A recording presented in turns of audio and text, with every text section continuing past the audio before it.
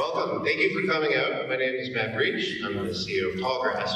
We're a company that's partnered with Paul Stamets' company to bring these wonderful medicinal mushrooms to Canadians.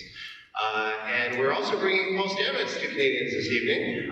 Thank you for joining us for his talk on the subject of mushrooms, mycelium, and the mycology of consciousness.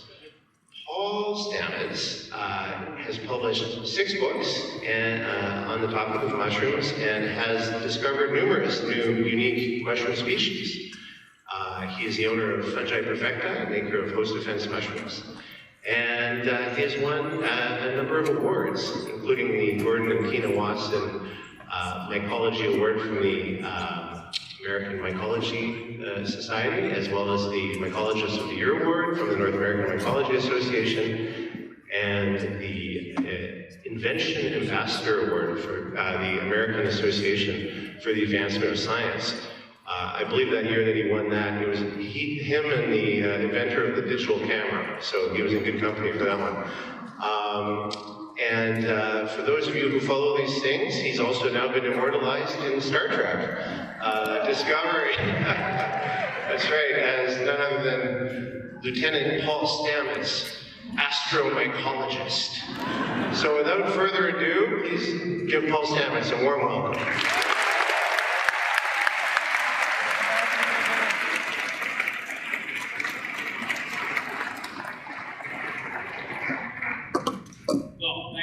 I'm super honored to be here. I spent a lot of time in Canada in the past few years.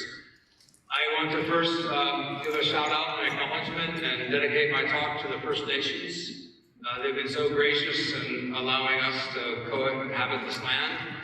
And much of my talk centers on ancestral knowledge that is now being verified by current scientific methods. We have entered into 6X, the 6th greatest extinction event known in the history of life on this planet. But this extinction event is not caused by an asteroid impact, it's caused by an organism, by us. Not only are we the cause of this extinction event, but we're likely to be its victim. Though as severe as that sounds, and the numbers are quite disturbing. There's about 10 million species on this planet. We're losing more than 30,000 species per year. Do the math. In 100 plus years, we'll lose more than a third of the biodiversity that has gotten us here today. So we're at a time critical in the evolution of life on this planet. As severe as those numbers are, I want you to understand that I have great hope. Nature awakens with all sorts of possibilities and solutions that are literally underfoot. So this is something that I want you to sort of clear your minds, clear your receptor sites, open up your hearts, because I'm going to take you on a magical mushroom mystery tour and on a very unusual path towards an invention of something that is paradigm shifting, that will literally affect everyone in this room at the very end of my talk. So before I jump into this magical mushroom mystery tour, I'd like to talk about my hat. My hat, I think, makes me look very handsome. In fact, these hats make anyone look very handsome. But this hat was made from an amadou mushroom. An amadou mushroom is a birch polypore called Fomes fomentarius, as Latin binomial. It grows on birch and beech trees primarily in the temporal regions of the world. Now, amadou is a unique mushroom in that it's a fire starter mushroom. You can drill this hollow of this mushroom out, put embers of fire inside, and literally carry fire for days. It was absolutely critical for our ancestors' survival. There is no doubt that we're all from Africa. We migrated north into Europe. We discovered something new called winter. Oops. And if your plant could not keep fire alive, of course, in the wintertime you would perish. So this allowed for the portability of fire. And then our ancestors also found that when you boiled this mushroom or soaked it in lye water, it would delaminate into mycelium. And so this hat is actually made by some ladies in Transylvania. There's only about 5 families that are currently making them. There was about 30 or 40 families just 10 years ago. But because of the restriction of habitats, and these mushrooms are becoming harder to find, the large ones can make 1 hat. when you get smaller ones, they're hard to piece together. So this mushroom has other unique characteristics.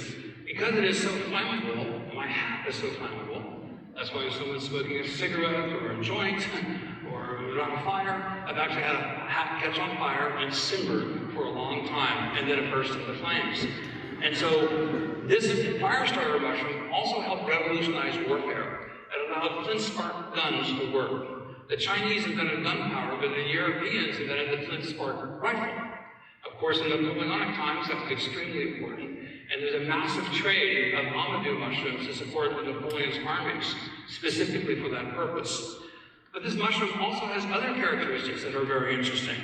It is the first mushroom that I know of in scientific literature identified to have antiviral properties against the tobacco mosaic virus that causes a curly wilt in all sorts of plants and very, very economically devastating to agriculture in general.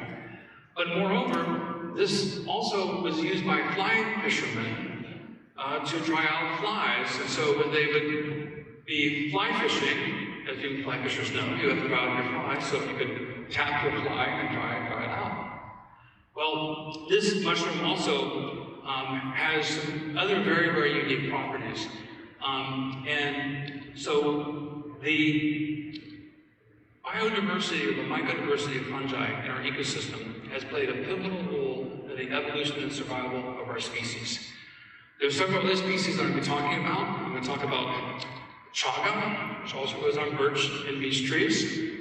I'm going to be talking about the red-belted polypore, that is one of the most common polypores in the world. It's virtually, most all forests throughout the entire world. And then I have another friend I brought with me, and this one is an especial favorite. This is Agaricon, the longest living mushroom in the world, exclusively growing in the old growth forests of Northern California, Oregon, Washington, and British Columbia. Now exists only a few sky islands in Europe, and Austria and Slovenia at the border. This mushroom is exclusively growing in old growth forests, and so we lose the forest, then we lose the endemic populations of the species. And I want to present to you that this mushroom will have as much of an importance as Amadou did in helping humans survive and our ancestors. But this mushroom and these other ones that I mentioned are absolutely critical for human survival as we march forward into the future. So, here we go. Let's go get the lights on a little bit. Thank you.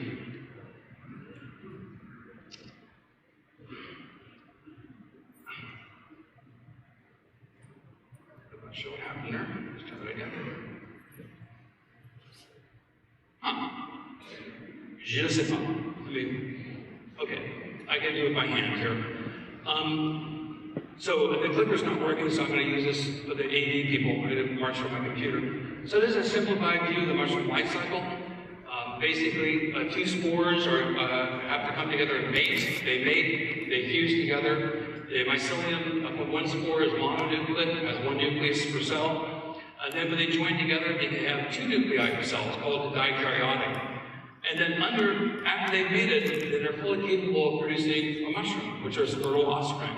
The mushrooms are called fruit bodies. They come from the mycelium. The mushrooms then develop very quickly, typically, not so much for the polypore mushrooms, but the vast majority of fleshy mushrooms that you're familiar with. They grow up and they form and they expand and they mature only in a few days. But the navigation of the mycelium through a hostile microbial environment takes weeks, months, sometimes years to produce a fleshy fruit body that quickly rots. So here's an example of how quickly the mycelium grows over a few days. And the mycelium then, when it matures, it forms these mycelial mats. These are some of my scanning electron micrographs. And the arrows point to hypoaggregates, the very beginning of mushroom formation. These are called primordia. The primordia then form, and typically primordia form in response to 4 environmental stimuli. The introduction of water, we all know that, rain. When you have water and rain, you have evaporation, so you have evapotranspiration cooling, so you have a drop in temperature. So that dropping in temperature is number 2. Number 3, the mycelium comes to the surface when it rains, exhales carbon dioxide, inhales oxygen.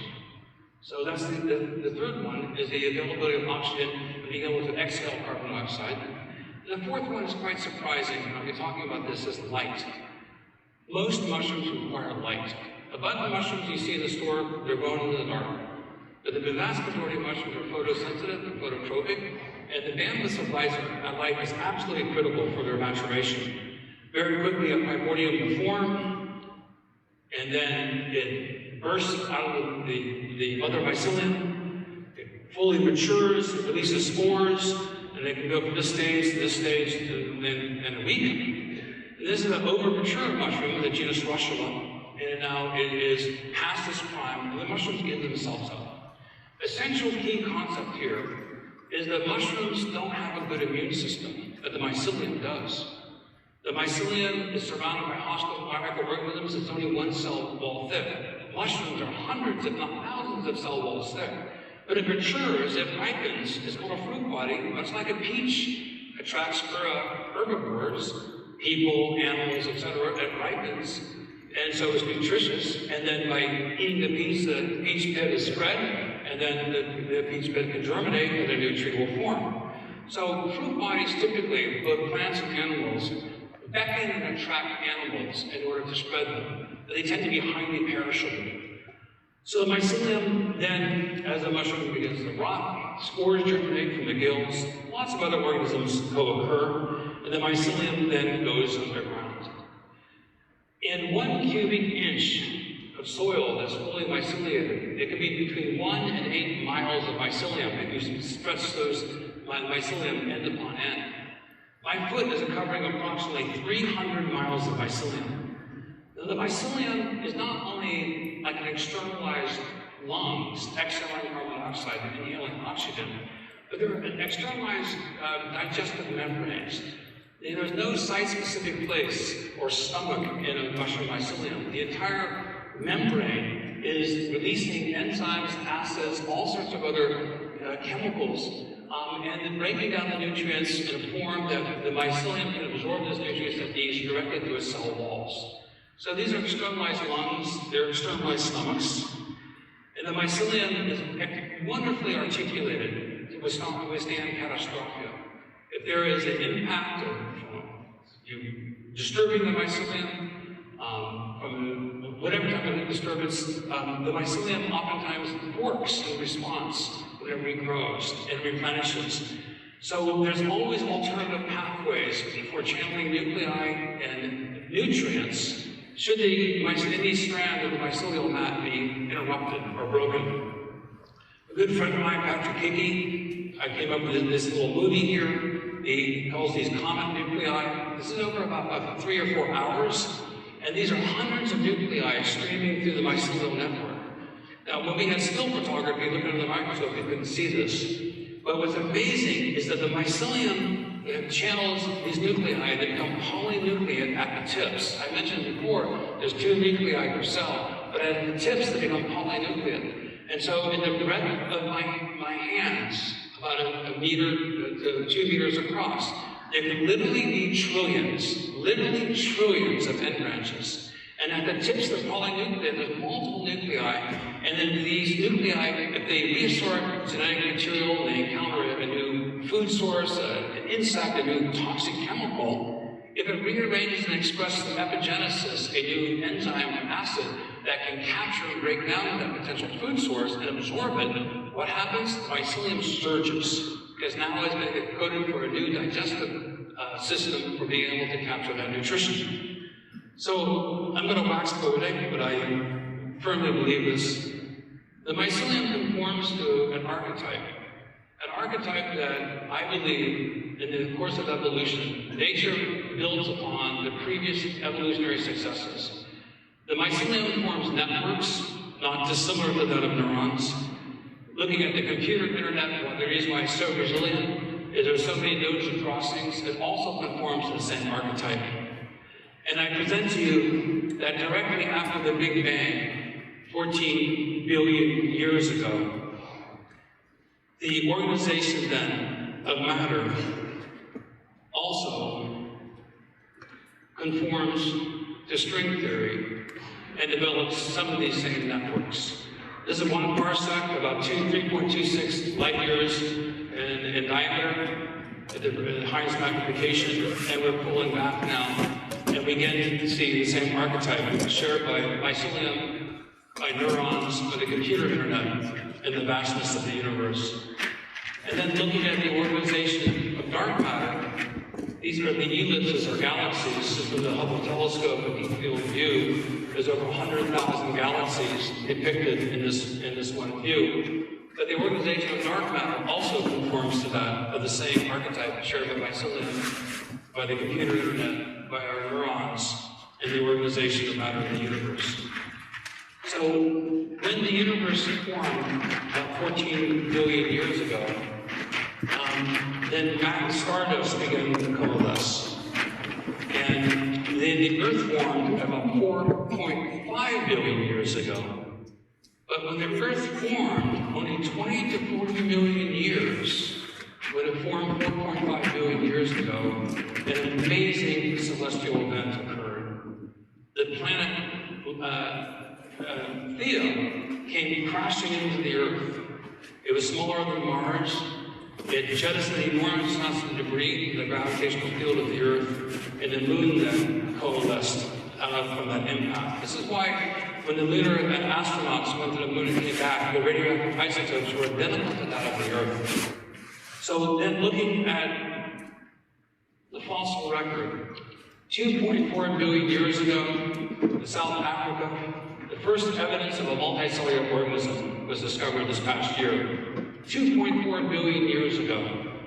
Now, we split from fungi 600 million years ago. There's a new superkingdom called Epigenetic.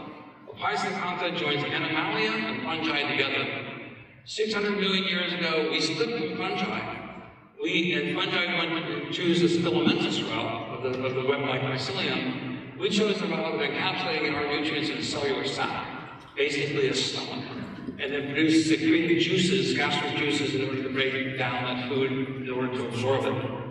But think of that. 600 million years ago, we split from fungi. Well, 1.8 billion years later, animals begin to emerge. This means that we are descended from fungi. Our filamentous ancestors were fungi. We are the children of fungi. So let's move forward until 420 to 360 million years ago, a giant organism dotted the landscapes of Earth. At the time that vascular plants and trees and woody shrubs had not yet evolved, ferns existed, but the tallest plants on Earth were less than 3 feet tall. This fossil was discovered. It's over 10 meters in length. It is called Prototaxis. Well, Prototaxis to 10 meters in length with an enormous fungus. And Dr. Kevin Boyce and Francis Hoover were able to determine that Prototaxis that was first discovered in 1859, fossil records in Quebec and elsewhere in Australia, that dotting across the face of the Earth were these giant fungi. 10 meters, 35 feet, 40 feet tall. The tallest organisms on Earth at the time, when the electromagnetic fields were extremely active, lots of lightning strikes, so to attract lightning and zap these Prototaxis, the perfect environment for epigenesis, for stimulation of evolution. So we've advanced from 420 million years ago, and we have a giant disaster. 250 million years ago, we had an asteroid impact. Out of the celestial heavens hurtled this asteroid that zoomed down into the Earth and had an impact that caused a great extinction at the Permian-Triassic boundary, resulting in more than 90% of the organisms, or plants and animals, to become extinct. The Earth became shrouded in dust, sunlight was cut off, and fungi inherited the Earth. And so, in the post-Permian-Triassic extinction event, the BT boundary, we have a very good evidence on the fossil record of exactly this extinction event. So we also, in the fossil record, we've been able to find fossils of a fungus called Reduviosporinides. This dominates the fossil record as the fungus group that gobbled up the wood debris from the forest being destroyed. And we advance forward to the time of Gondwana. The Continental Drift begins, the formation of the continents as we know today. And through the Continental Drift, then we had species proliferating, because when you have isolation of land masses, then you have differentiation in the species biodiversity. We then go forward to 110 million years ago, and this was also discovered this past year in Brazil, Gondwana Agaricon. 110 million years ago, we had found a fossil, the scientists found a fossilized mushroom, complete with its stems and gills. Now think about it, 110 million years ago, the dinosaurs became extinct 65 million years ago. These are ancient organisms. Mushrooms had their form long before we had ours. Think about it, the implications. Then we go forward again, and we have another celestial visitor, 65 million years ago. Another asteroid impact comes out of the heavens and packs the Earth. A massive catastrophe, enormous amounts of debris, again, jettisoned into the atmosphere. The Earth is shrouded by dust, sunlight is cut off. Plants and animals die, and fungi re-inherit the Earth. The implications here, I think, are profound. Those organisms that paired with fungi tend to survive. We are now facing 6X. It is time for us to learn the lessons of evolution and realize for us to survive extinction events, pairing and partnering with fungi is extremely important. So our current ecosystem as it looks today, the current continents, and so then animals then flourished, and then our primates began to evolve. And I was really fascinated in looking at how many primates consume mushrooms. And so this Australian research group published this paper. The goldie monkey from Brazil consumes more than 12 times its body weight per year in fungi and mushrooms. Americans consume about 2 kilograms per year, less than 3% of our body weight. So primates, and in particular 22 primates, are known to identify and consume mushrooms. Know the difference between edible and poisonous ones. Well, 23 when you add humans. So this speaks to a very deep ancestry of the knowledge and the wisdom of knowing which mushrooms are good and safe to consume. Now there's a term called mycophobia, the irrational or rational fear of fungi. Well, think of it. In your visual landscape, you see plants and animals for months, years. You have a familiarity factor because you have constant contact. Well, mushrooms pop up and disappear in a few days. Some mushrooms can feed you, some can heal you, some can kill you, some can send you on a spiritual journey. For something so powerful and yet so ephemeral, it is natural for humans to avoid that. So the cognoscenti of indigenous peoples held this sacred knowledge and was able to pass it down through generations until we know which mushrooms are edible and poisonous today. How do we know which ones are edible or poisonous? We know from the prior experiences of people who have eaten them before us. And so this is the body intellect that our cultures have passed on. But something phenomenal happened in the primate evolution. About 2 million years ago, our ancestors' brain suddenly enlarged by more than a factor of 2. Homo sapiens appeared about 200,000 years ago. And what caused the sudden doubling of the primate brain, especially in the prefrontal cortex? Now, there was also coincident a massive amount of climate change. Homo erectus became extinct about 75,000 years ago. Homo sapiens, marched into Europe. Homo erectus was there as well. Neanderthals became extinct within 4,000 years of contact in Europe. So, all of us have Neanderthal genes in us. I did 23andMe, I'm 2.9% Neanderthal. Kind of look that way too. So this sudden advantage that Homo sapiens had over Homo erectus and Neanderthals is a mystery that cannot be fully explained. But there is a theory, I say a hypothesis. Now what I'm going to present to you is an unprovable hypothesis. But I want for you just to ask yourself to suspend your disbelief on what I'm going to present and look at it from a circumstantial point of view and what evidence that we have. And this speaks to the stone ape theory. Now, it's actually a hypothesis. Our primate ancestors, as postulated by Terence and Dennis McKenna, came out of the savannas to walking across the landscape. What do you do when you track animals? You look for tracks, and you look for scat. The most bodacious mushroom growing in the tropics is Ptsd cubensis, the magic mushroom. Our primate ancestors consumed these mushrooms, and the heavens opened up. You suddenly saw, and you shared it with your family, with your plants. It was a group experience. Neurogenesis occurred. New synapses, new neurons, new connections.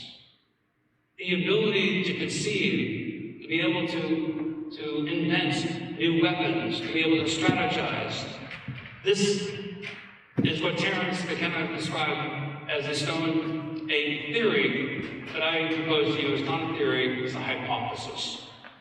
Psilocybin degrades the psilocin, which I binds to, it activates serotonin receptors, stimulating neurogenesis, improving visual acuity, and as also being able to hear better. The reason why it's not a theory is a hypothesis of an educated guess to explain an observable phenomenon. A theory is a hypothesis that can be tested by science and factual support. We don't have enough time to go over hundreds of thousands of years to be able to see if this is true. But interestingly, there is increased evidence that speaks to neurogenesis. So, the Sicily rock art from northern Algeria, the first image I'll show you is the actual pictograph. 7,000 years ago. It's been recolorized by a friend of mine, Jonathan Meter, so you can see it. This is the bee man. Now, it's known well in Mesoamerica and still to this day to best preserve magic mushrooms, you can put them in honey. Well, I suggest that this has led to the formation of psychoactive meads.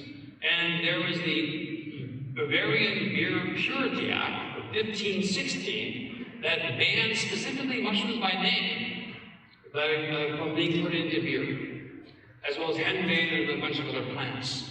I think there's a struggle between monotheism and polytheism, between Christianity and pagan peoples celebrating nature and life in the forest. But the church and the institutions wanted to institutionalize and tax the ability of citizens to alter their consciousness.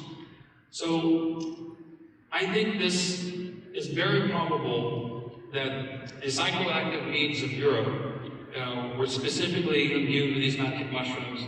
And that knowledge is not only European, but also in the Mesoamericans. So Ptsd cephalanciata is a very common mushroom here around Vancouver, and Agaricon Wasson at Maria Sabina, 1955. And Demeter is giving Persephone a mushroom, and upon consuming the mushroom, in Greek culture, Persephone then goes into a deep sleep. She goes into the underworld. In Greek mythology, that's the advent of winter. Well, Life magazine distributed millions of these magazines from the middle of the Cold War, published in 1957, to the doorsteps of Americans, and reporting on Agaricon Wasson and Valentina's experience in seeking the magic mushroom. And there was actually a good field guide that showed taxonomically correct specimens. This caused an enormous amount of Americans and Canadians and Europeans to go to Mexico to look for the quote-unquote magic mushroom. Well, the use of mushrooms in Mesoamerica, it goes back thousands of years. These are mushroom stones. They are specifically identified as symbols of idolatry by the Catholic Church.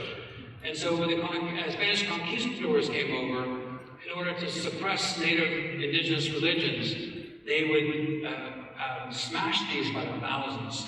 Because the Europeans came with their great ships, they brought also disease, they had iron, they had metal weapons, they had superior warfare technology. Because the shamans of that time had no experience with smallpox.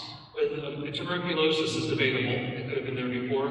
But many of these diseases the Europeans came on, the native people did not have time to adapt, to look for native remedies.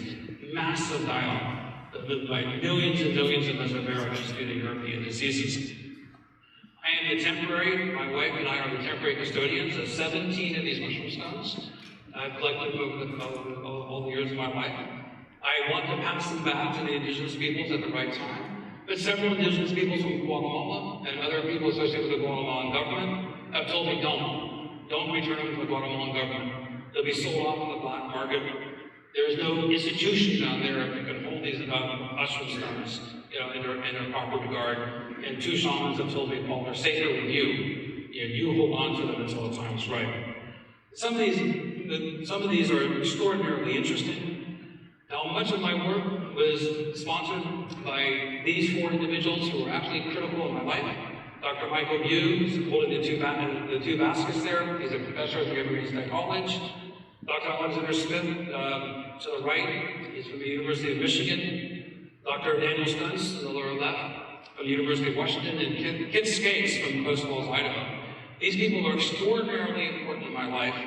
And in the 1970s, when I appeared at the Epigenetic College, I had been self-taught mushroom identification. I was living up in the Cascades as a logger hippie living in the woods, and living by myself. And I was coming down to the University of Washington Library, looking up literature on psilocybin mushrooms. And I met these giants in the field of mycology. Now, these people were somewhat conservative politically, so it was really nice and generous of them to take me under their wing, because when I was 19 years old, this is what I looked like.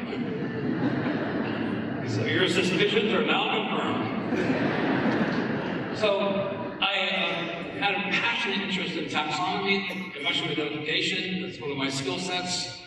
And my brother John was my mentor. My brother John went to Yale. John went to the University of Washington on a full scholarship in neurophysiology.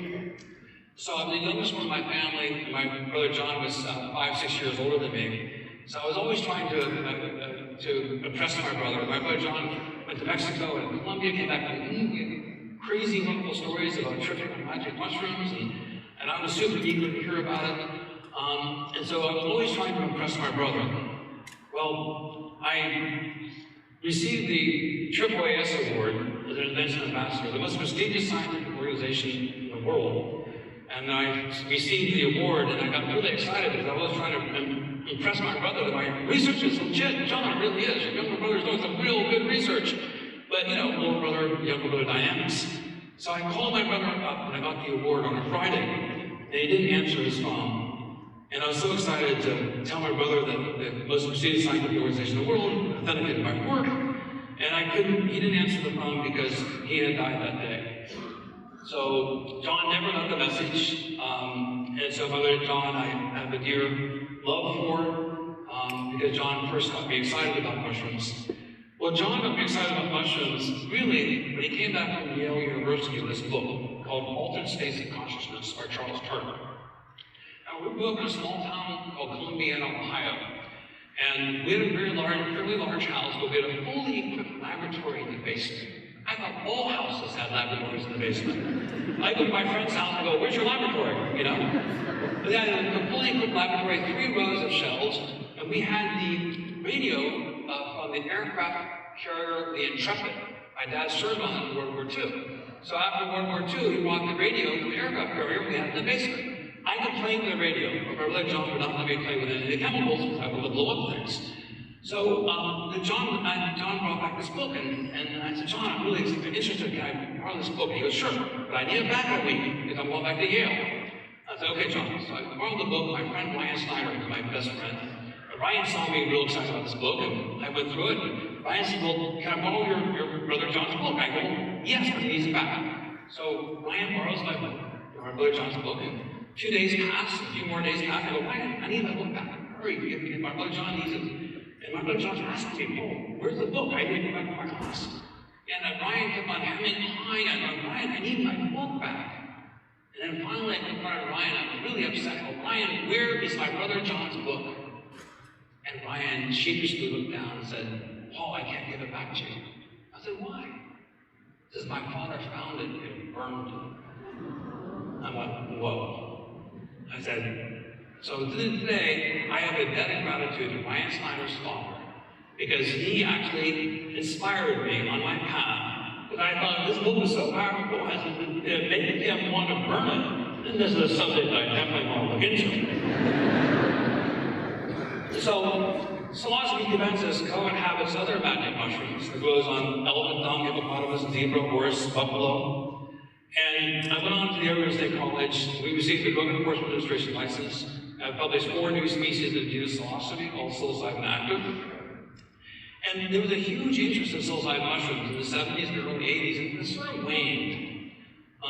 And there was, massive people collecting them, and then it sort of faded from popularity to a large degree. And then it was sort of rediscovered by medical researchers, in particular at Johns Hopkins Medical School, and now New York University, UCLA. And there's about a half dozen now clinical studies on psilocybin as a medicine therapeutically to deal with people at the end of life experiences who have significantly positive experiences even 14 months later. What's interesting is the majority of people had positive experiences clinically under the supervision of physicians at Johns Hopkins.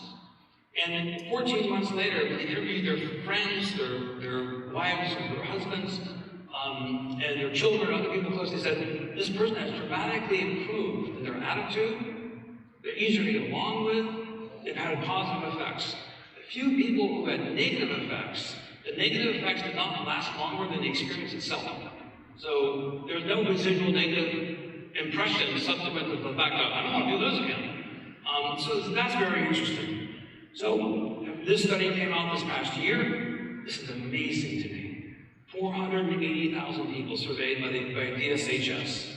And psilocybin use one time in their life, statistically significant, associated with a 27% decreased odds of past year larceny, theft, 22% decreased odds of property crime, 18% odds of violent crime.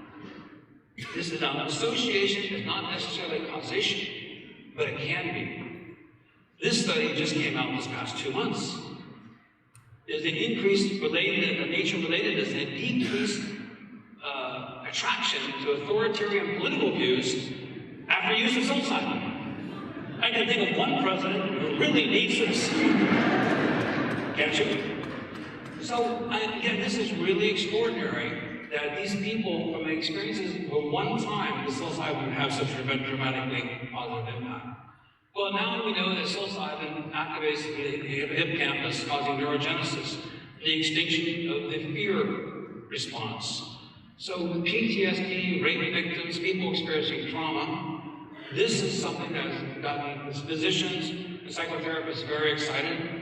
The FDA in the United States is looking at rescheduling psilocybin from a Schedule 1 drug, which means it has no medical benefit or use, into a Schedule 2.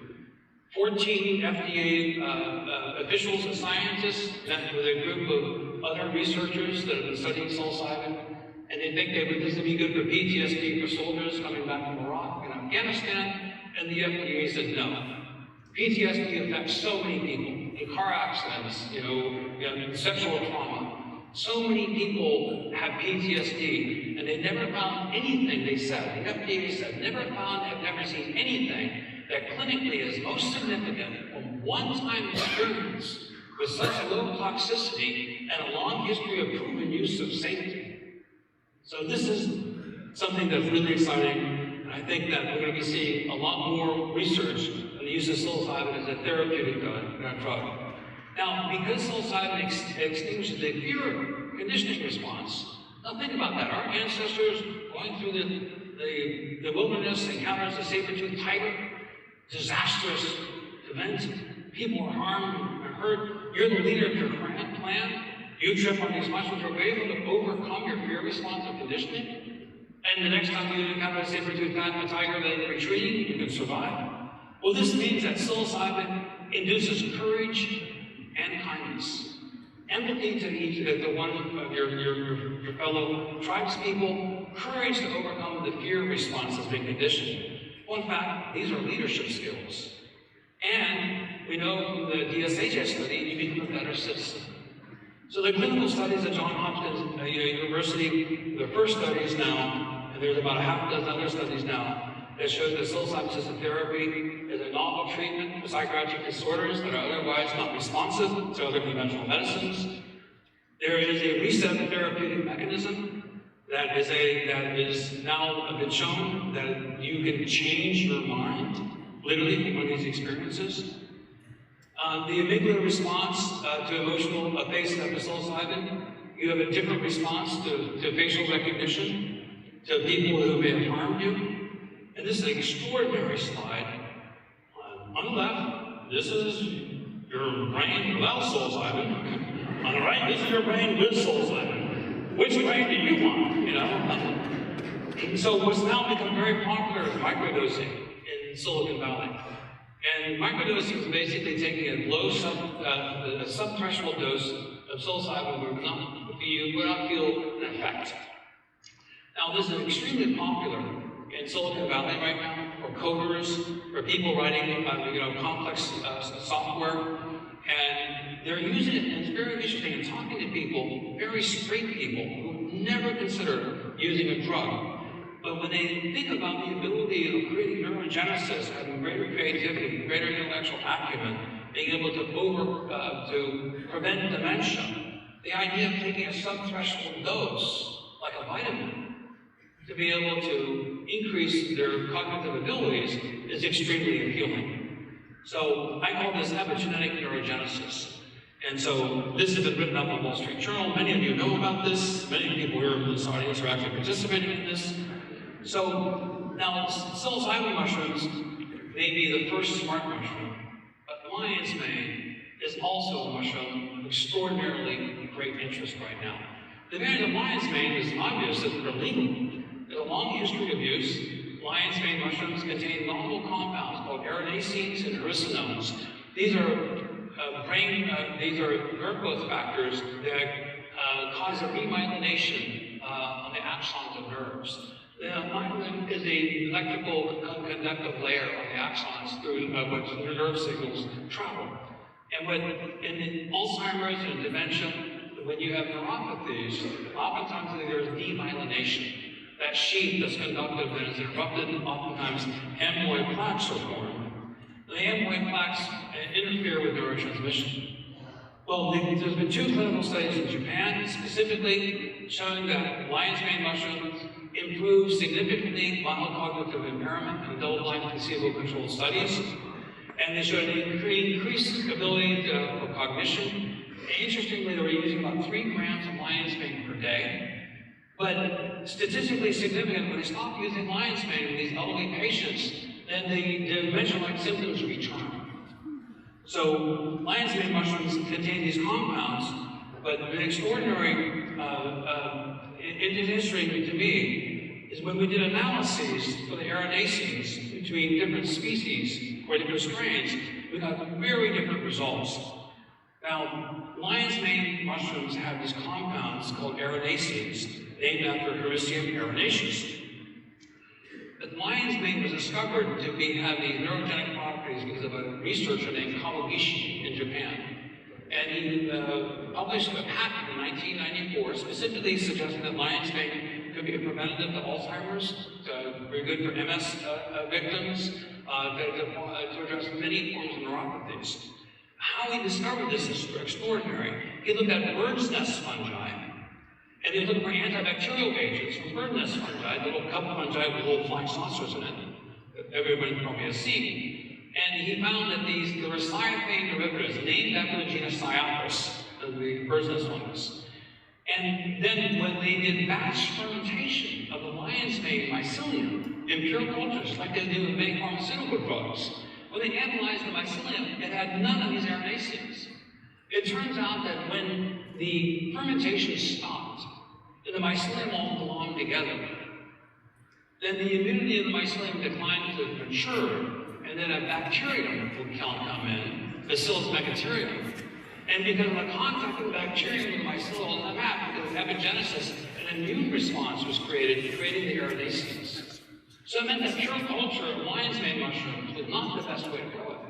Having these commensal bacteria associated with it elicited the arenacene production. So these mushrooms also, these compounds are also found in bear's head, Agaricon Strands.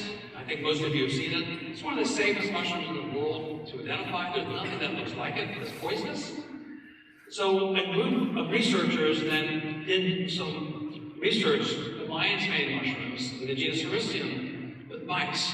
And these studies are particularly fascinating to me. They had these mice and they inject them with a toxic polypeptide that induces Alzheimer-like symptoms, induces the amyloid plaques, causes demyelination. And so they put these mice in an arena, and there was a white test. You go left, you go to get food, you go right, you go not. The mice very, very quickly learn to go left. But when they inject them with cytotoxic polypeptide, the mice got confused. They began to randomize. As full-blown dementia and neurodegeneration occurred, they then equally went left and right. They forgot which way to go. When they fed those mice fully diseased, and they sacrificed some, they could see the amyloid plaques forming in the brain. When they fed those mushrooms that were fully diseased, lion's mane mushrooms, 23 days later, they significantly improved their ability to remember which way to go. Another test that would be more fascinating is a novelty experiment. They put two objects inside an arena with 100 mice, and the mice very, very quickly explore those objects, and they get little counters to see how many points of contact, how many times the mice came and visited those novel objects, and then they injected them with a polypeptide again, and when they put a new object into the arena, they were disinterested. Loss of curiosity, novelty response was not there. And then again, they fed the lion's mane mushrooms, fully diseased neurogenesis. The then mice regained their sense of curiosity and inquisitiveness. Sacrificing the mice, they saw deep remyelination occur, and the amyloid plaques have been removed. This is phenomenally important. The tragedy of age is we have encyclopedic knowledge with many of the elders who have accumulated this knowledge through their lifetime experiences, and they then begin to lose it. They're not able to pass it down to future generations. This is a mushroom I think all of you should be taking. I personally take it every day. This is something that I think is one of the most profound, examples in the fungal kingdom of a medicinal mushroom. And what is the difference now between a medicinal food and a drug? This is a new category. So, looking at the neurogenesis from psilocybin, looking at neurogenesis from lion's mane mushroom, I want to propose to you a formula. A new nootropic vitamin complex, a stacking formula, combining psilocybin, aranacines, and vitamin B3. Now, why vitamin B3? Niacin. Niacin because when you take niacin, you flush red, and the nerves tingle. So my concept here, we can use niacin to drive neurogenesis to the end points. When you have neuropathies, typically at the end of your nerve endings, your toes and your fingers, you have a deadening of the nerves. The idea is to excite and to drive the neurogenic compounds of psilocybin and aranacines to the nerve endings so epigenetic neurogenesis can occur. So this is extraordinarily interesting to me. I like this idea of stacking. I'm hoping here in Canada we can design a clinical study to test this. Again, this is at sub-threshold doses. There's no change in consciousness at these levels. At higher levels, it can be a little bit of change in consciousness, but you quickly activate. At the lower levels, there's none at all. So, also, it was discovered that with psilocybin in contact, that there was a pro-environmental change of behavior. Now, this speaks to me very deeply and very personally. Because from my experiences on psilocybin, my heart opens. I feel expansive with the universe. Trees are axis mundi, taking me to the depths of the earth. I feel one with nature. Rocks are alive. Animals are my friends. I have a sense of empathy and oneness with nature. This is informative in my experiences that have led to the discoveries that I'm going to show you. The largest organism in the world is a mycelial map in eastern Oregon, 2,200 acres in size. It's a honey mushroom. It's only 1 cell wall thick. How is it possible? The largest organism in the world is 1 cell wall thick. We have 5 or 6 skin layers that protect us from infection by psyllium. It has 1. Surrounded by hundreds of millions of microbes per gram. Those biologists here know this well. You take a scoop of gram of soil, and you measure how many coliform units there are, how many organisms. 100 million is very common. For For all these microbes being surrounded by mycelium, one solid wall thick, how is it possible it can achieve the largest size of any organism in the world? It does so because at a host events of immunity, and through epigenesis, they're able to code for resistance to production of antibiotics to stave off those predators. So we are dependent upon these mycelial networks in nature. Unfortunately, because of repetitive devastation and logging and cutting down the forest repeatedly, we are denaturing nature. The soil lenses are becoming thinner, the carrying capacity becomes lower. The rule of nature is when the organism exceeds the carrying capacity of its ecosystem, what happens? Diseases, starvation, hunger, diseases proliferate, in our case wars, water tables are lost. And directly after a forest is cut, 90% of the carbon is coming from bacteria. After 70 years, 75% of the carbon is coming from fungi. These are the predominant reservoirs of carbon for global warming. It is not the soil as much as it is the fungi in the soil. And so you're looking at today, we have only 10 to 15% of the wood debris residents in the forest today. 70% of the soil are composed of microbial mass, 30% of the soil is fungal. It's the predominant reservoir of storing carbon to offset global warming is stored in the fungal tissues in the soil. So, I spent a lot of time in the old growth forest. We collect mushrooms in the old growth forest, my wife and I. This is where I like to go to church on Sundays. I got very interested in the antimicrobial properties of mushrooms because I'm a scanning microscopist and a microbiologist. And so I'm really interested in the antiviral properties of mushrooms. So I wrote an article for Herbal Brand, many of you know it, surveying all the scientific literature for what is out there in scientific literature on the antiviral properties of mushrooms. Well, I surveyed the literature, and there's a whopping 1 page. There's like 7 articles in the entire scientific literature. And 2 photographs take up about half a page, so it's really about half a page of references. So I published this in June of 2001 in Herbal Brand. And then 9/11 occurs in September 11th in 2001. And the BioShield Biodefense Program was funded by George W. Bush for several $1 billion because the great concern after 9/11 was not only airplanes flying into buildings, but terrorism, especially bioterrorism. Viruses don't care about borders. So you can have custom agents trying to intercept nuclear, radioactive material, but viruses spread by people, by contact, airplanes, trains, auditoriums, whatever. So the BioShield Biodefense physicians saw my article and said, Paul, we're very eager to find novel remedies to protect, global citizens from bioterrorism, especially from anthrax, which is a dumb bioterrorist weapon. Only hurts the people that it makes contact with, or one arm's reach away. But a virus, somebody had smallpox in this room, in the matter of a few hours, a huge number of people would be infected with smallpox. So we started doing some experiments. Now, looking at the scientific literature, most of the experiments were done with fruit bodies, the mushrooms. But I had this keen sense of epigenesis and the organization of mycelium, being able to navigate through hostile environments. And so I started focusing on the mycelium and comparing the mycelial extracts versus the mushrooms that came from the mycelium, and comparing those extracts and challenges against bacterial pathogens and also viruses. This article came out a few years ago. It shows specifically that more genes code when the mycelium is growing than when the mushrooms are growing.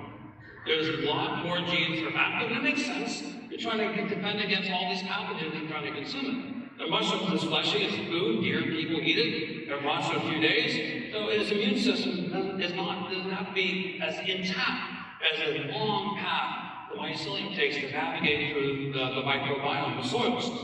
So there's much more protein-coding genes that are activated in the mycelium than there is in the fruit bodies. So we look at the mycelium aggregates into a baby mushroom.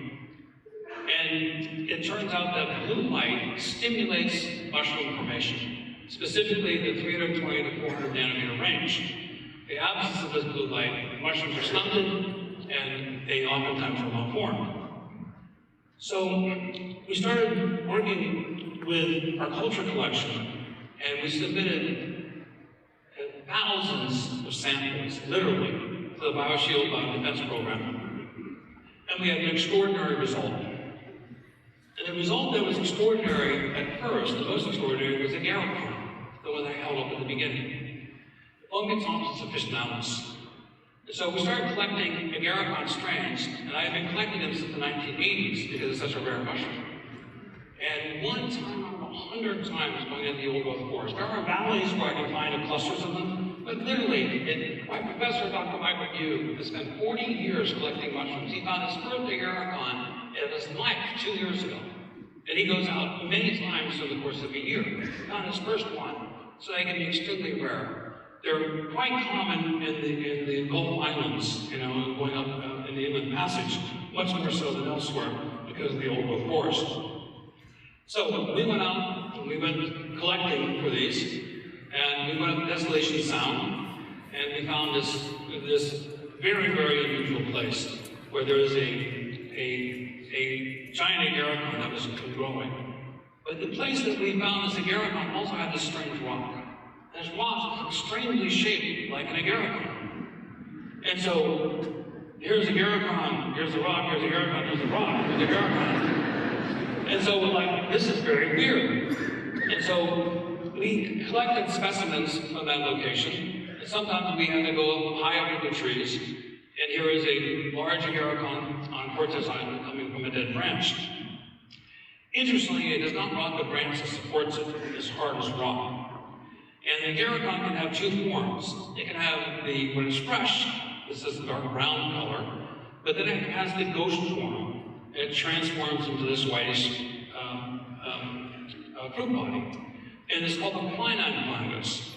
Now this was first reported by Dioscorides in 65 AD, the very first materia medica. And it was called Elixirium ad lonum vitam, as the elixir of long life. Subjectively presented as a treatment against consumption, later to be known as tuberculosis. So when Dr. Scott Grandwell, featured here, saw an article I wrote on Agaricon and saw that it was used for treating consumption, he's the director of the Tuberculosis Research Laboratory at the University of Illinois in Chicago. So he contacted me saying, I'm a tuberculosis expert, we're funded by the Gates Foundation, we're real interested in XDR-TB, multi-strain reductive resistant strains that might bacterial tuberculosis. I'm really interested in working with you. So Scott and I started working together. We started collecting Agaricon strains. Now we have 75 strains of Agaricon, by far the largest strain library in the world, collected from the United States and Canada, and also some Sky Islands in Europe. Now, I thought those Agaricons were large, and so I saw this one. Like, whoa, that is huge. So I had 4 slides that got mixed up here. This is what happens with these new computers. I must have touched something. So when we went the Inland Passage of Desolation Sound, I was approached by National Geographic, and they wanted to do a story on Agaricon. So they wanted to come out in the wintertime. I said, do a snow, come in the summertime. So we went up the Inland Passage of Desolation Sound, and they wanted to know how likely is that on Agaricon. I said, no, 50-50. I just made it up. I said, infinitesimally small the likelihood we could find it, but I didn't want to discourage it. So I took 10 of my friends, and I took them up to Desolation Sound, high-power binoculars, and we looked for snags. They looked like a big bee's nest. And often where bald eagles were, so we looked for bald eagles and snags and see if we could find Agaricon. And so we came to that rock that you saw earlier that was shaped, it looked like it was shaped like Agaricon. And so we couldn't find Agaricon, we got really tired, and our skipper said, let's go over to a First Nation site that's sacred. No one really knows what the pictographs mean, but let's go there and have lunch. So it was on East Redonda Island, and we go over there, and we're exhausted, and then one of my teammates said, there's one, we found Agaricon. And this one is unusual because it fell from the branch, teeter-tottered onto another branch, and then it grew 2 legs. The mycelium moved back into the tree, and it was still alive, and it grew 2 legs. So we were ecstatic, the National Geographic writer was ecstatic, we went on our mission, we found a new discovery of Agaricon. They did not want to go to a place that we had already been to. And so it led to, well, let me explain about what I know about the indigenous use of Agaricon. With a height of people, Charles Eppenshaw is an argillite plate from 1894, I believe, that speaks of the origination myth of women. And the raven is happening on the Sea of Eternity. There's indigenous people here that know the story a lot better than I do, so please forgive me. But raven is specifically in the quest to find her genitalia as a woman. And no one can help raven steer on the Sea of Eternity to find her genitalia, except for Fungus Man in the back of the canoe, this wide-eyed character. And so Agaricon can have these columnar forms. The North Coast First Nations people, these would be carved and put onto the graves of shamans to help the shamans navigate into the afterlife. And then a good friend of mine, Gujao, and I think Wise here in the audience, respects. And when I went up to see Gujao and his family, I felt like I was carrying the ancestral knowledge of Agaricon from Greek culture, from the work that I had done to bring it back, this ancestral knowledge. And Gujao, after several days, he goes, you gringos think we know everything. Frankly, we had 2 flu pandemics, 2 smallpox pandemics, each of which wiped out the majority of our people, especially the elders. We had great ancestral knowledge about these fungi at one time, but so much of it has been lost. So I apologize for my slides getting a little bit mixed up here, but there's Scott Branswell, Director of Research. This is a pictograph that was on that rock where we found the Agaricon with the 2 legs. So we were able to get these cultures, these mushrooms in the culture, and then we began a very painstaking process of what's called Bioguided Fractionation. Taking 2 solvents, taking a polar solvent, which is water, in the far left, and a non-polar solvent like hexanes. And different solvents will separate out different constituents. So in bioguided fractionation, like with Scott Branswell, what we did is that we would fractionate out the make an extract with the mycelium, or the fruit body. We dig out the 2 fractions, and then we test each of them against tuberculosis. Whichever one tested stronger, then we knew going down the decision tree, let's follow that solvent sequence to see if we can find an acid-isolate constituent. We did this, we worked on it for about 7 years. After 7 years of bioguided fractionation, literally hundreds of thousands of dollars, we found anti-tuberculosis compounds resident in Agaricon. Now, this is really important because these chlorinated coumarins turn out to be highly active against XDR, TB, and far more potent than the positive anti-tuberculosis controls. So the BioShield Biodefense Program, when we worked with them, we also did bioguided fractionation.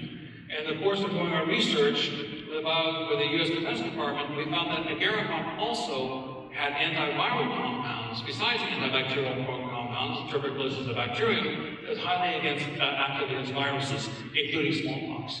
So you can Google my name, Stamets, smallpox, on National Public Radio. There's a vetted press release from the U.S. Defense Department that specifically states that of the several 100,000 samples that were analyzed, our samples were the top 10 of all products analyzed. The mycelium, as it turns out, was active.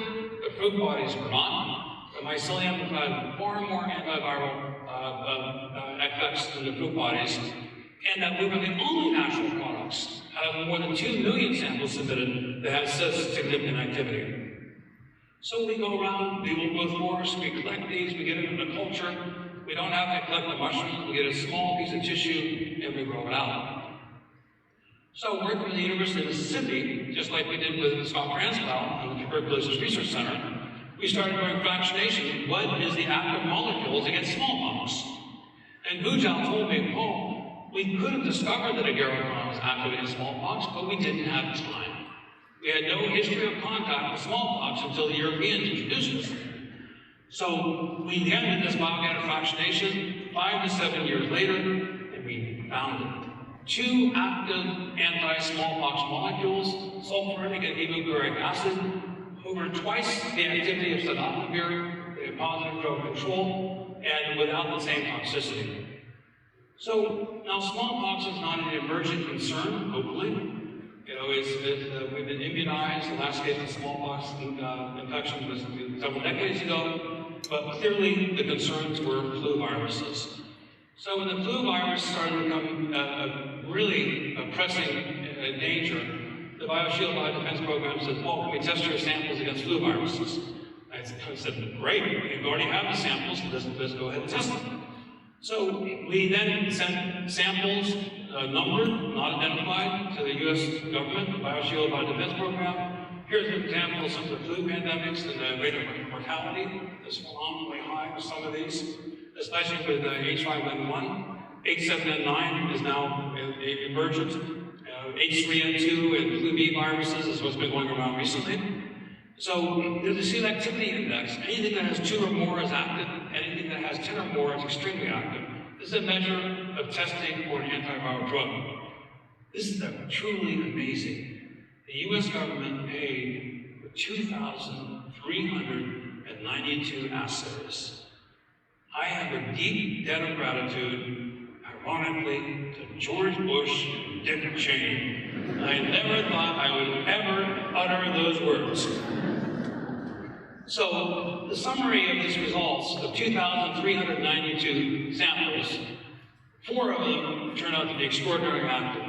Against H3N2, against herpes simplex virus, H5N1, and compared to ribavirin, selectivity index, anything over 10 is active. These are ribavirin's pretty good. It's got a selectivity index of 100. When you looked at our extracts with 35% ethanol, these are human cells cultured in little wells. They had dilute extracts 100 to 1. Now this becomes really important later on. So our extracts are diluted 100 to 1 with water to a 1% concentration in order to get rid of the alcohol, because the alcohol is toxic to the human cells. So 100 to 1 dilution of our extracts, our selectivity indexes, were stronger than a pure pharmaceutical drug. Again, the mycelium was active, the mushroom fruit bodies are not.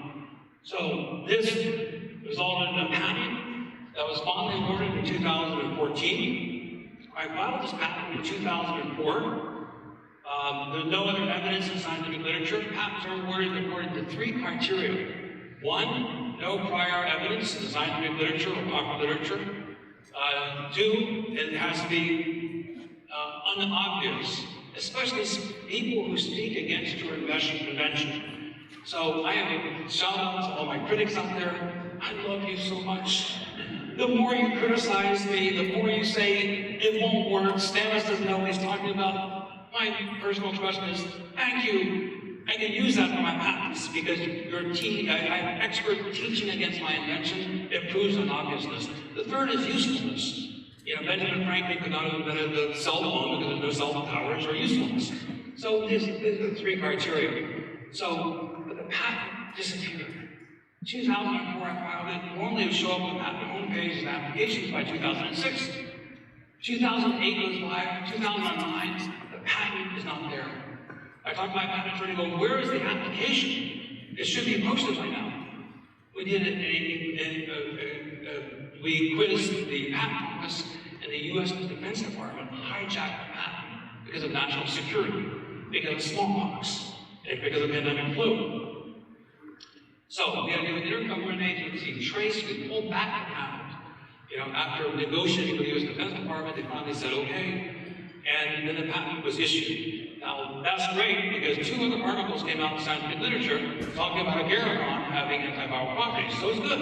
Other people discovered 8, 10 years later, after I did, that Agaricon is highly active against flu viruses and other viruses. So, all this was, okay, that's, made these discoveries, that's interesting, etc. But then this article came out, and it blew me away. It turns out that Tamiflu, which is a very multi-billion-dollar drug, it is based on shikemic acid. Shikemic acid comes from the star anise plant, typically from Afghanistan and that region of the world. You can imagine the supply chain is difficult. This is why when there was a big flu threat a few years ago, Tamiflu disappeared because it's very difficult to get the feedstock, the star anise, because they're only harvested once a year. Turns out that blue light stimulates mycelium to make the precursor of Tamiflu, shikemic acid. We can make precursors for Tamiflu 24/7. by stimulating blue light under the mycelium. Phenomenal. So this now has resulted in spurring our research into antivirals, and I'll come back to this in just a second. Probably the most well-studied mushroom in the world is turkey tail. It's Stamets versicolor. It's called versicolor because it's variable in color. Turkey tails are well known throughout Asia for supporting the immune system. And we had an application for the National Institutes of Health, and I was a co-investigator, co-PI in writing the application. And we were awarded $2.2 million at the University of Minnesota Medical School and Mystere Medical College. But my co-authors said, well, Paul, we got this money, where should we get our mushrooms? And I said, oh, please, the chain of custody is so important. We have original test tubes, original cultures, we have an optimal chain of custody, you get them from us. And they go, you can't be the supplier and co-investigator, you have conflict of interest. So I resigned as a co-investigator. They put us into a pool of other suppliers to see who would be chosen, who would be best. Thankfully, we were chosen. So what I'm going to show you now is, it's better for me to show this to you than repeat it. But this became really important to me in 2009, when my 83-year-old mother called me up. She's a charismatic Christian. She hasn't seen a doctor since 1968. And she had rapidly developing metastasized breast cancer. So here is a 5-minute little video of her story. Another mushroom empowers the immune system, and this is turkey tail. This hit home to me very personally in June of 2009, when my 84-year-old mother called me up and said, Paul, I have something very serious to talk to you about, but you're always so busy. It's a terrible thing to hear from Mom. I said, Mom, what's wrong? And she's a very happy, genuine person. She goes, I'm worried. And my mother's deeply religious, has not seen a doctor since 1968. She said, my right breast is 5 times the size of my left. I have 6 swollen lymph glands the size of walnuts. And her voice started shaking, and I'm not ashamed to admit that I started crying. Why didn't you tell me sooner? We spent a large part of June at the Swedish Breast Cancer Clinic in Seattle. The oncologist examined her, and upon the second examination, she had a 5.5 centimeter diameter tumor. It metastasized. It went to her sternum. It went to her liver. She had stage 4 breast cancer. The doctor gave her less than 3 months to live, and stated it was the second worst case of breast cancer she has seen as a doctor in 20 years of practice. We had a circle family meeting. Many of you have gone through this. My mom announced that she bought a pine casket, the cheapest one that she could find, because she was going to heaven. But then the doctor said, you know, you're too old to have radiation therapy, you can't have your breast removed. But there's an interesting study on turkey tail mushrooms at Mystere Medical School. You might want to try taking those. And that's my mother goes, well, my son's supplying those. So she was put on Taxol and Herceptin, wonderful drugs. And then she started taking 8 turkey tail capsules a day, 4 in the morning and 4 in the evening. And that was in June of 2009. And today, my mother has no detectable tumors. And I'd like to thank her.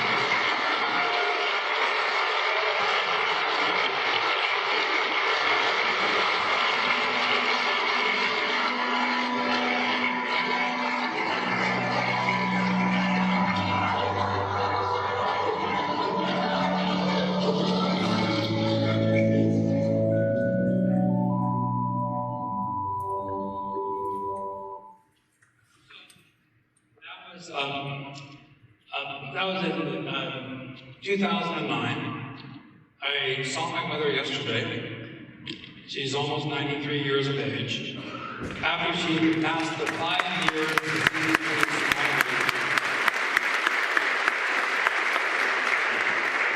after 5 years, there was no detectable tumors. It's not quite called cure, but physicians, consider it to be a very good sign. And so when she got the news from her physician that she no longer had to be on treatment, she left me this message. Everything's strong, everything's wonderful, that's all with my colors. So thank you for the prayers, I love you,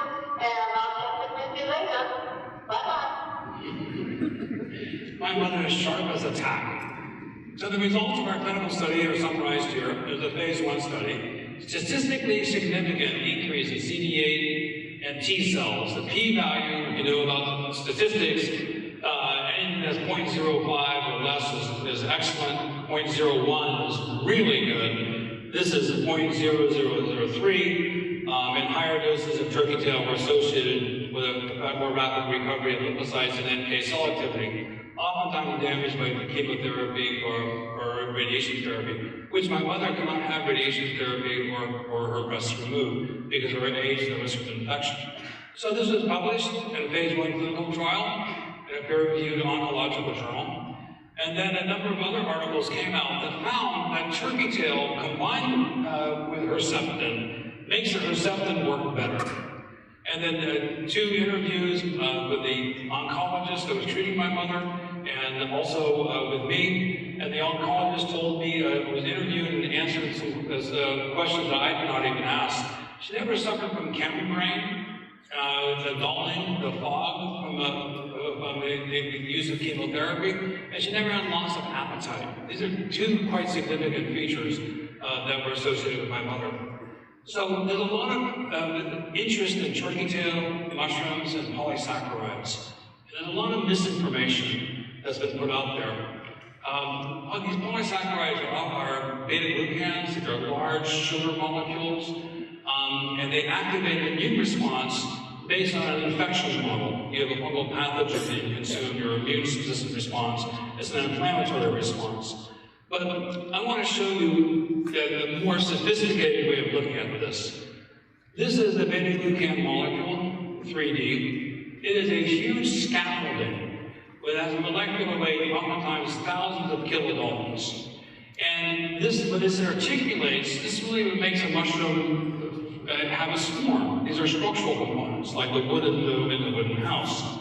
Well, attached to the scaffolding of the beta-glucans are many other compounds, including proteins, polyphenols, and lipids in particular. And when you use different solvents, you can break these other polyphenols and proteins and lipids away from the beta-glucan scaffolding.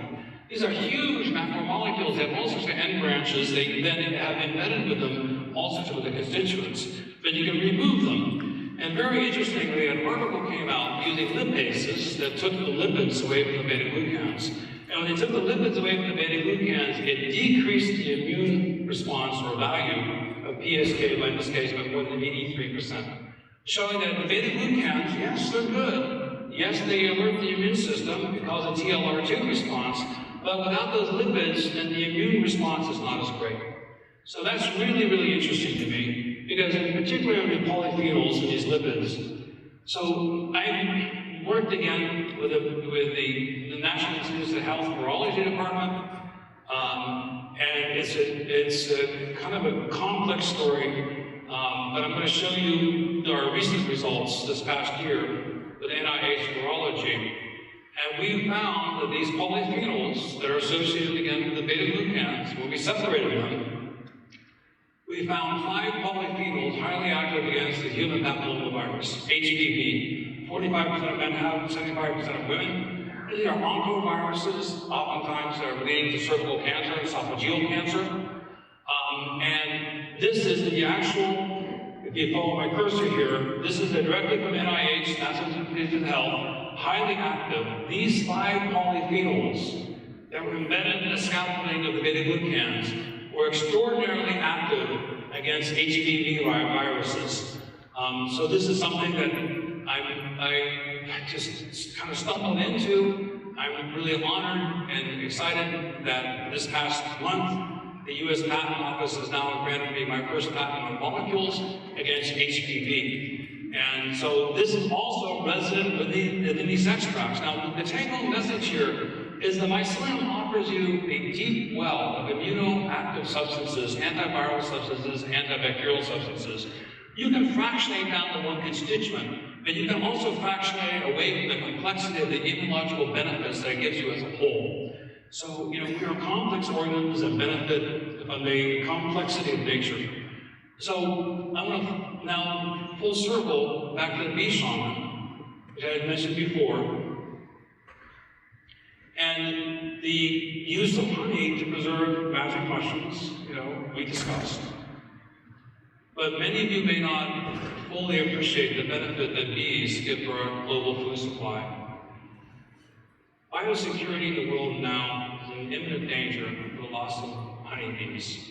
There's about 81 million beehives in the world, China being number one, Turkey, the US, Iran, and Argentina.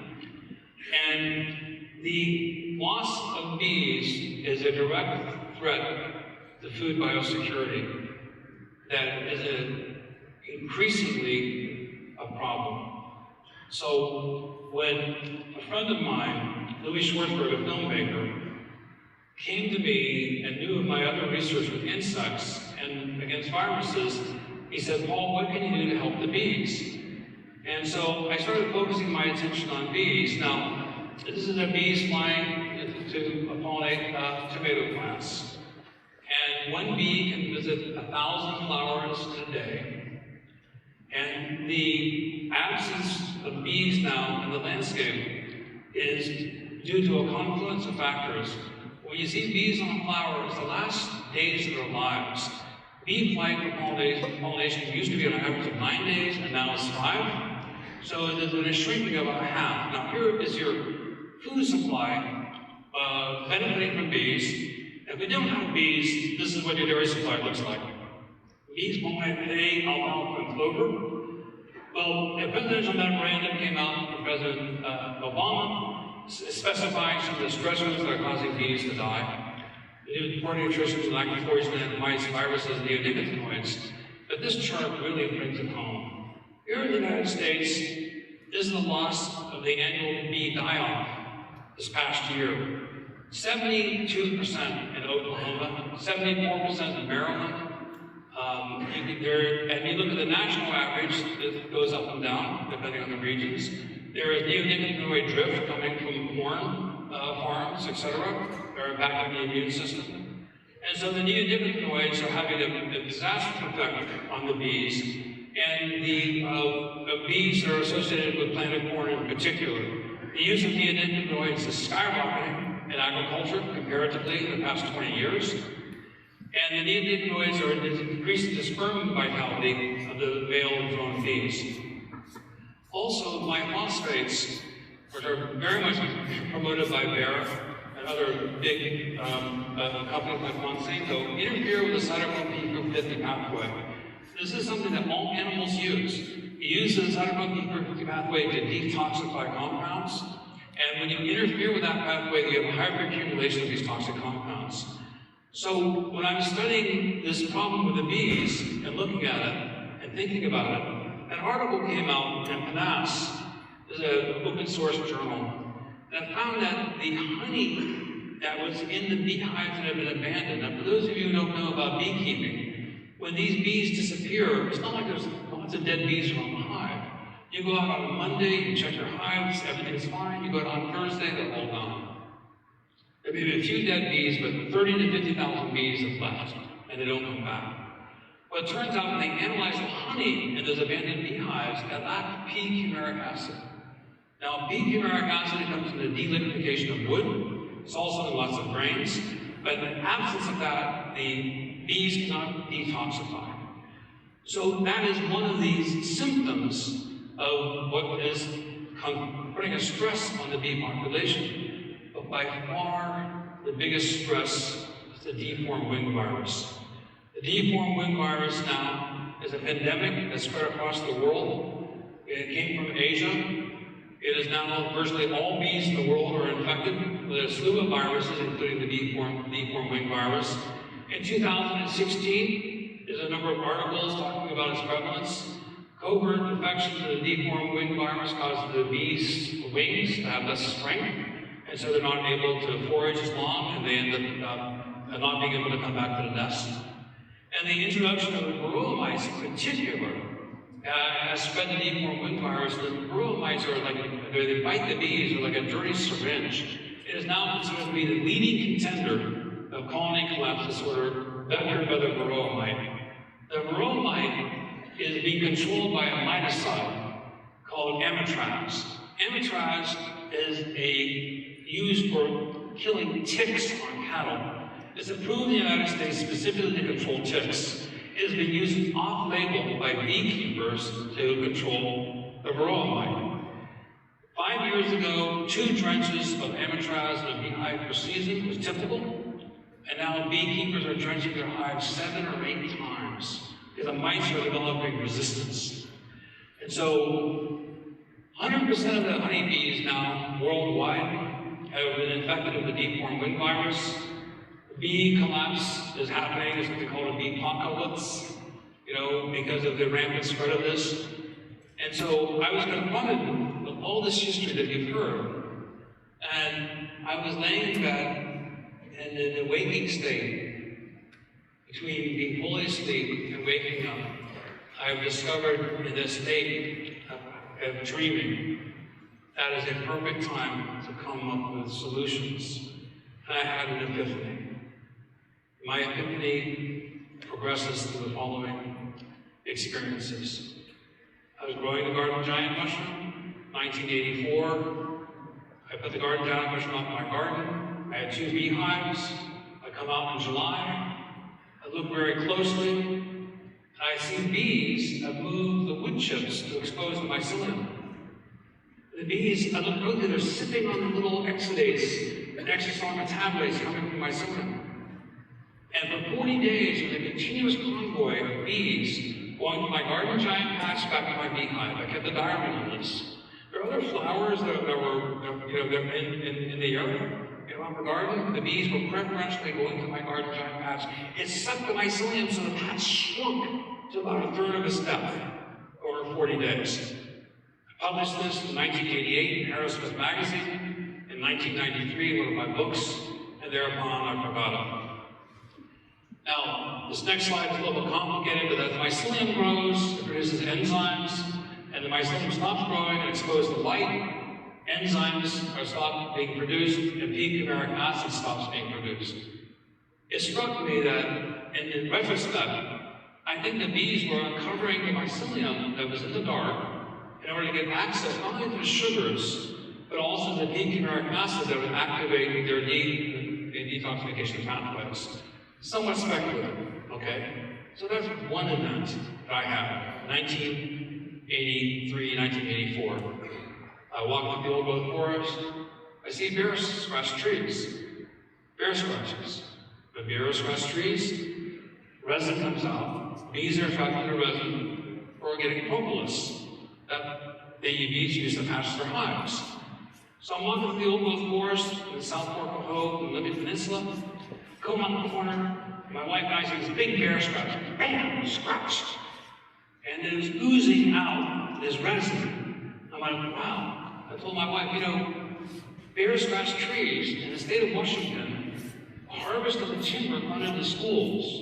And my neighbor killed 400 bears under contract by the government because the school systems ones were being threatened by bear scratches because of the bear scratch trees, polypore mushrooms grow out of the trees and kills the tree. So humans are so adept at choosing the wrong, addressing issues of nature.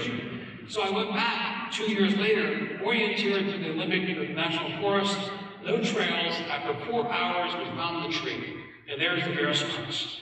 And lo and behold, the red delta polypore had popped out of the wound.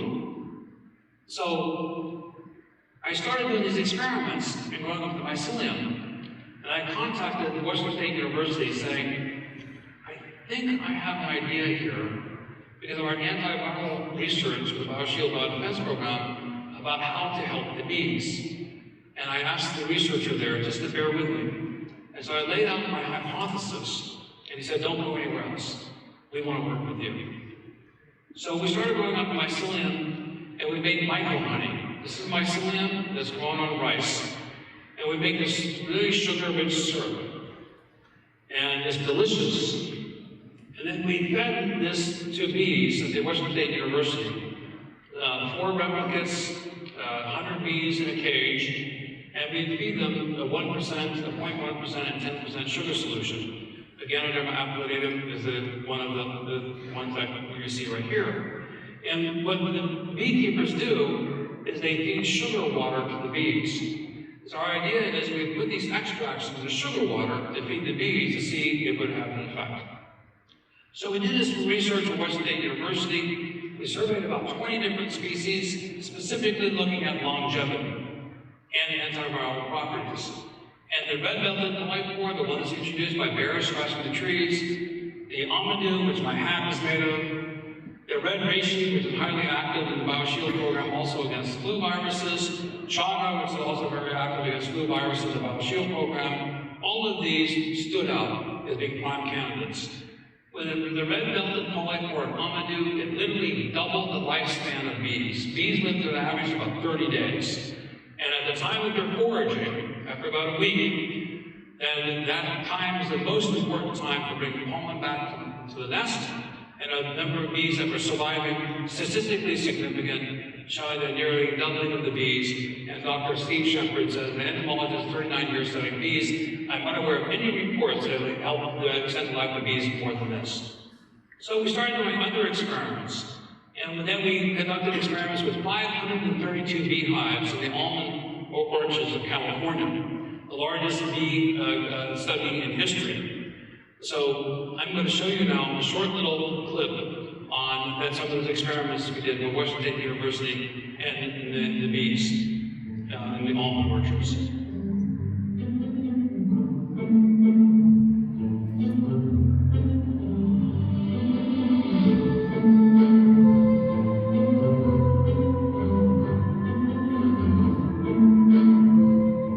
I'm Steve Shepard. I'm a professor of entomology here at Washington State University in the Department of Entomology. And I work on honeybee genetics and evolution.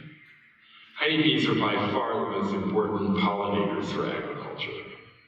Approximately a third of the crops grown rely on cross-pollination to thrive. I don't think bees are properly recognized for the economic benefit that they give to society. I think increasingly they will be recognized as bees become more scarce and food prices climb. But here with these beautiful almond orchards, one of the most bee-dependent crops in the world, and the almond industry knows in particular that without honeybees, crops are greatly hindered. So there's many fruits and berries and nuts that are dependent upon bee pollination. Over the last decade, honeybee populations worldwide have declined drastically. Beekeepers and scientists have been working to try to find out what's the cause of this decline.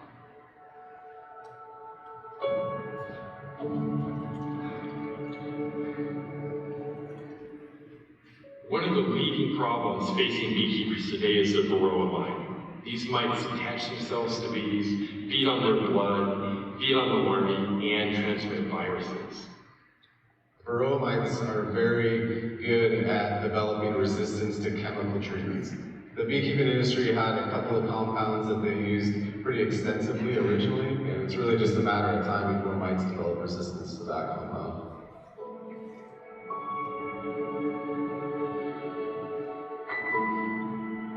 Right here is a sick bee. You can see her wings are deformed. This is a symptom of varroa and the virus called deformed wing virus. This colony is not going to make it, so even though there are bees here now, this has been destroyed by varroa. There's all these dead larvae in here that will never become adult bees and never contribute. There's a tremendous need to develop methods to control varroa mites that are sustainable and don't rely on the use of chemicals, allowing beekeepers to get off of a chemical treadmill. I became aware a couple of years ago of some work by fungi called Stamets. They had some fungal extracts and mushroom extracts that had antiviral properties, so the idea then became to use mushroom extracts to attempt to control the virus titers. The extracts we're using are coming from the living tissue of this mushroom when it was alive, called the mycelium. And now we're seeing that these mushrooms actually extend the longevity of bees.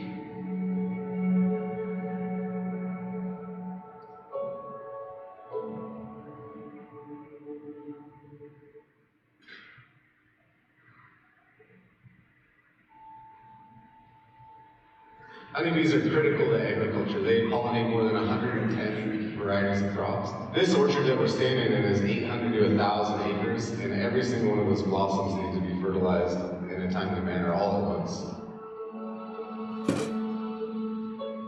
This research experiment that we're doing, I think it's the largest beehive experiment ever conducted in the world. 532 beehives testing the effects of these extracts and helping bees survive. So what we're doing is we are sampling these beehives to check virus levels, and then we're also treating them with mushroom extracts, which is what we're testing. So one of the beauties of the fungal extract for controlling the viruses in honeybees is the ease of use for commercial beekeepers. They're used to handling products like this as far as mixing something into their sugar syrup and feeding it to bees. It's very simple to adopt. My hope is that this research will give us a very important tool in our biological toolkit to help save biodiversity and the ecosystems of this planet. If our ecosystems fail, what do people do for food? And this is fundamental to saving our ecosystems. So I'm hoping that people will recognize mushrooms for the important roles they play in the ecosystem, of which we're just now beginning to discover before it's too late.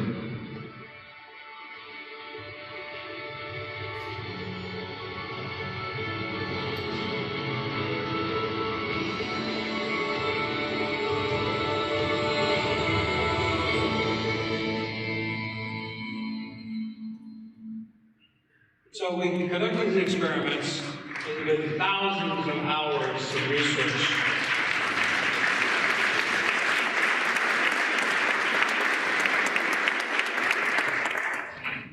So I'm going to show you now the conclusion of this research. On Tuesday, we submit our paper to Science. This is the crowning achievement of my life. If anything, will go down in history. I think this could be the most significant. So the mice transfer lots of viruses. All queen bees now, unfortunately, have the black queen cell virus. The mycelial extracts, not the mushrooms, the mycelial extracts reduced the black queen cell virus in 7 days, 500 to 1, greater than 500 to 1, reishi and chaga. The very two same species that reduce viruses that affect birds, pigs, and people. Think about it. The antiviral effects of Amadou mushroom against the deformed wind virus. Amadou reduces it greater than 800 to 1. The p-value of significance is fantastic, but even more fantastic is reishi against the deformed wind virus. The p-value of significance is 0.00001. Anyone who knows about statistics, this is an extraordinarily convincing data. The most extraordinary result, however, was against the Lake Sinai virus, reducing with reishi extracts the mycelium, not the fruit bodies, reduces Lake Sinai virus more than 45,000 to 1, with a p-value of significance of 0.00005. There are no reports of anything that produces bee viruses until our discovery. This is amazing because also it's orally active. It goes past through digestion, past the microbiome with all the bacteria in your gut, past the acids and the enzymes, past the cytochrome P450 pathway, entering into the bloodstream of the bees, doubling their lifespan, and significantly reducing a multitude of problematic viruses. Bees are the second most well-studied animal in the world. We're number 1, bees are number 2. This is an animal clinical study. We all grew up with Winnie the Pooh. We all knew that bears go to bees that nest in trees with hollows. But astonishingly, there are no reports in the scientific or popular literature of bees being attracted to mycelium because of immunological benefit or antiviral benefit. The extracellular metabolites from the mycelium, again, not the mushrooms. The mycelium is the immune system of the mushroom. Benefits the bees by bolstering immunity, reducing viruses, strengthening wing lifespan, increasing stamina for foraging, providing sugars, vitamin Bs, and lipids, helping fight fungal and bacterial infections, providing p-fumaric acid for activating the cytochrome P50 pathway, supports the microbiome. These mushrooms are prebiotics that help the beneficial bacteria, and they're reducing the toxicity of pollutants. Astonishingly, I file patents. I file patents because this is a lot of work, folks. You build a house, you get credit for building your house. I built this intellectual property, I get credit for it, but I plan to open source it, ultimately for the entire world. If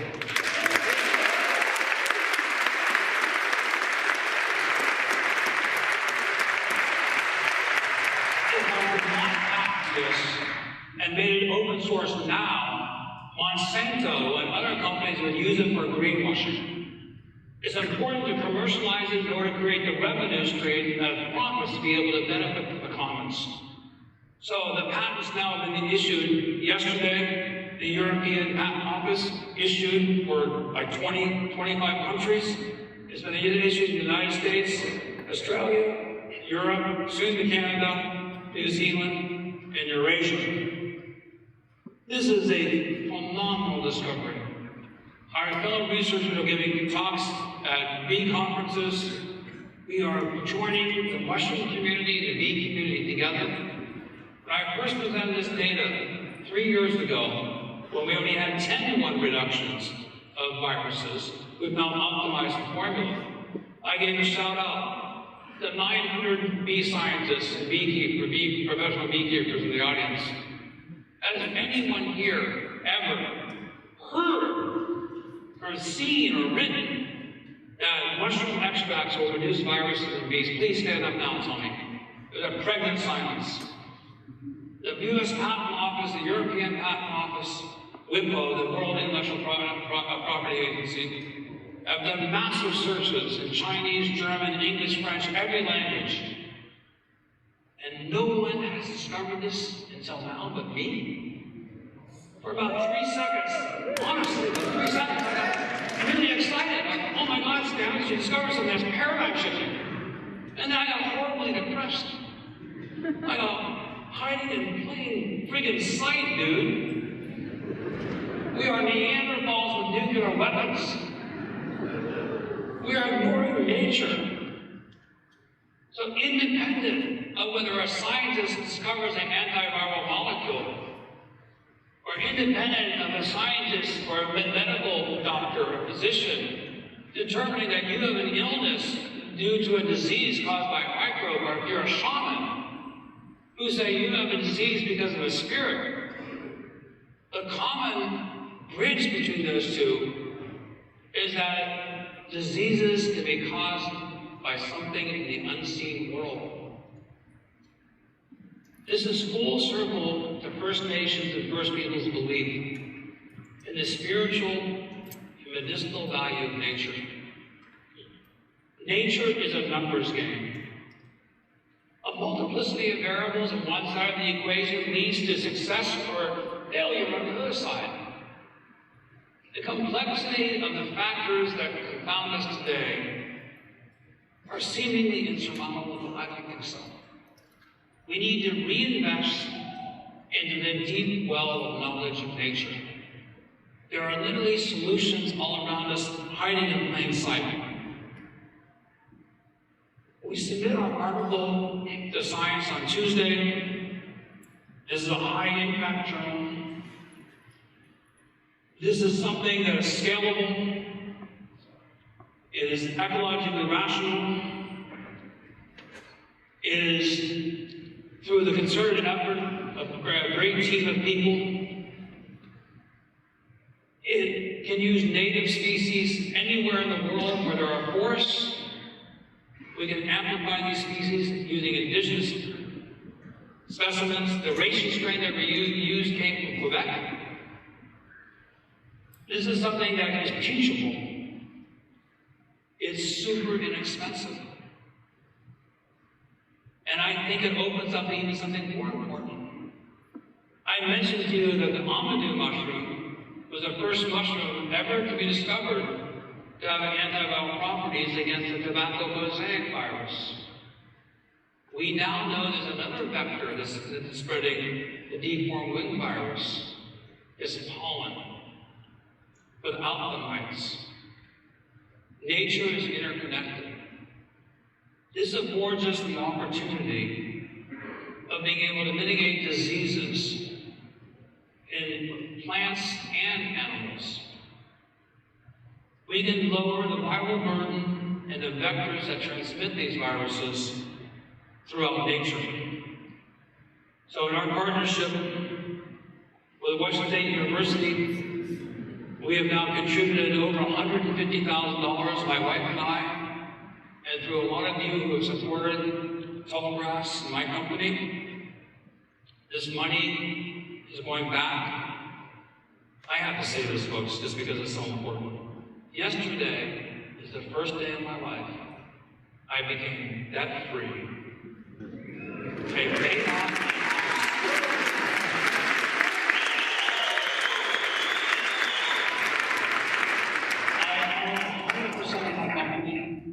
I have no debt. I have no partners. So my wife and I have no partners. I created this company because I was a little boy in the laboratory of my parents' basement with my brother John, and I always dreamed of being a scientist. I'm living my dream. I don't have to worry about being fired from the university because I talked about the stone 8 hypothesis. I don't worry about the fact that I trip on psilocybin once a year. But this opens up the possibilities. Do not be defeated by the depression of the news, of our society, the short-term preoccupation with social media and their devices. The trolls, they're so vicious. These people hide behind anonymity. They don't have the guts to stand up and be held accounted for. And they get so much attention. Really, folks, it's our time to take back our future. We can take back our future by respecting nature. And indigenous peoples knew it so well, or know it so well. The concept of 7 generations. Thinking about your impact that you have today on the impact of the generations in the future. You make all the money you want in the world, but you can't take it with you. What is the heritage that you will leave? I hope that my life in discovering these keys to new doors will be opportunities for future generations to walk through, that will make discoveries that will help us overcome 6X. The solutions are economically scalable, easy to deploy, ecologically rational, and can be immediately implemented, except it's not legal. Bees are considered livestock. In the United States, we cannot make antiviral claims. In Canada, you can, with nutraceuticals. We have to hire lobbyists to go to Washington, D.C., and I have to spend several $100,000 to convince the USDA to give an exemption. Now, thankfully, 2 of our co-authors are USDA virologists, Dr. Jay Evans. He's one of the co-authors, the premier bee virologist, I need a beer. Bee virologist with the USDA, he's one of our co-authors, along with Don Lopez. So we have the WSU, we have the USDA as co-authors, and so we're going to do a petition for an emergency exemption in order to take this to market. We need to reframe our concept of decomposition. We need to celebrate it. We need to let it rot. We're all going to rot. Get used to it. Woo! You're going to merge back into the mother mycelium from which we evolved. We're stardust that belong together in this short lifespan. That is an assembly, a guild of molecules and microorganisms that exist in symbiosis, but will scatter back into the heavens. I believe matter becomes life.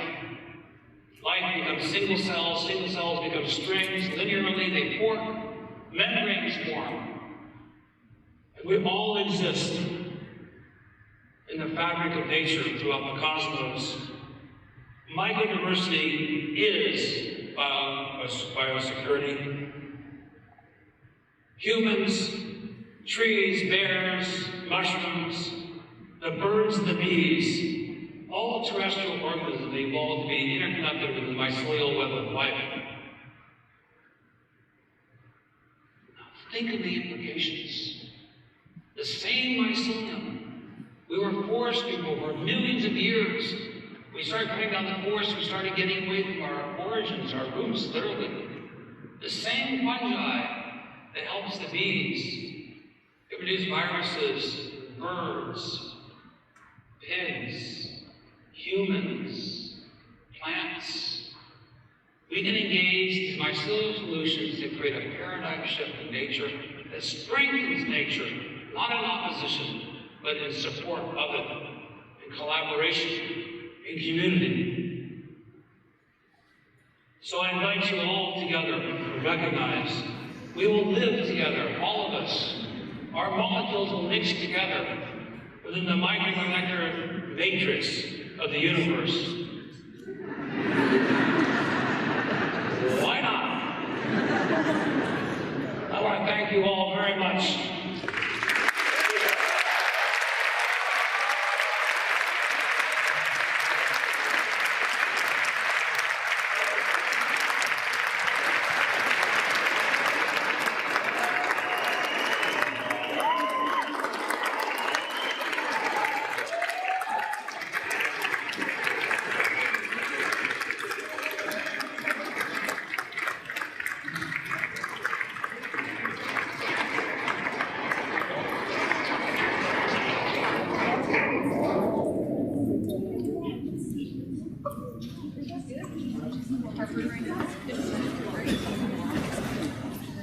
Those